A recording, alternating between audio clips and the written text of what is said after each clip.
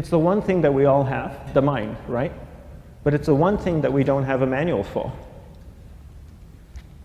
We buy a blender, we get a manual. Our iPhone comes with a manual. We get a car and it has a manual.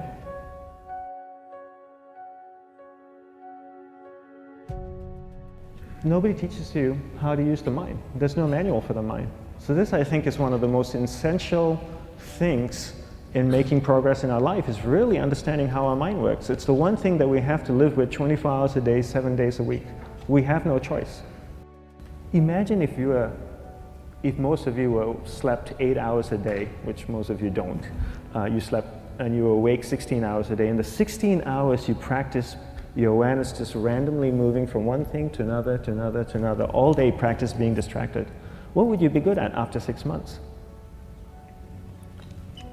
You did the 16 hours a day, you just allow your awareness to jump from one thing to another, to another. I'll tweet right now, I'll switch to text messaging, then I'll go to email. Oh, my phone's ringing, so I'll answer the phone. And then somebody's speaking to me, so I'll have 2 conversations at one time. And I'll just do this 16 hours a day, 7 days a week. So you get it being good at distracted. After 1 year, you're an expert at being distracted.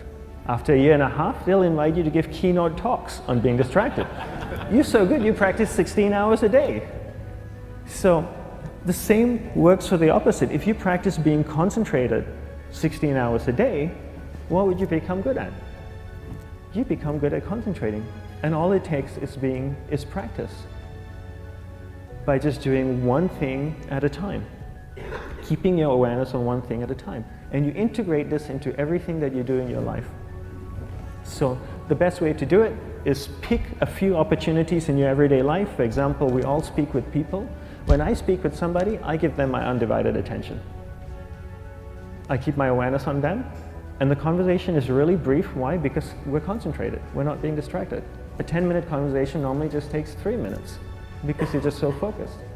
I define concentration as the ability to keep that awareness on one thing for a prolonged period of time. So if I can keep my awareness on Eric and not drift away and think about the wedding, or drift away and think about the vacation, or what I'm going to do later, then I'm concentrating on Eric. Every time it drifts away, I bring it back. And the more I practice this, the more I practice concentration. So concentration is the ability to keep your awareness on one thing for a prolonged period of time. And that's a very simple definition of concentration. How do you get better at concentration? You practice this. You practice this 24 hours a day, 7 days a week. And it's the only way to get good at it. And what's the best way to practice it? The best way to practice it is to integrate it into everything that you do in your life. Not to meditate 10 minutes in the morning. It doesn't work. You really need to look at your life the same way a sprinter in the Olympics looks at his life. You've all heard of Usain Bolt, the man that won the gold medal twice, 2 Olympics in a row, broke the world record. I don't know anything about him, to be honest. But if I was looked at him, he obviously sprints, he practices running, probably does a lot of long distance, he probably does a lot of stretching as well, I'm sure he gets massages. He looks like he eats the right kind of food. Drinks the right amount of water, takes vitamins. His whole day is so disciplined. For what?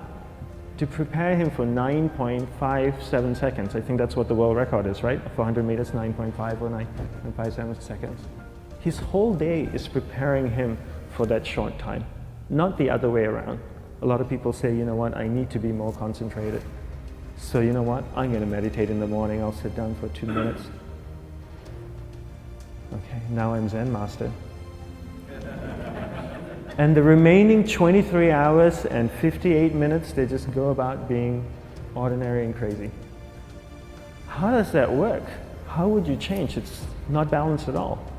So if for 23 hours and 58 minutes you were not being concentrated, you allowed your awareness to jump from one thing in your mind to another thing, to another thing, to another thing, to another thing, in an uncontrolled way, what would you be good at?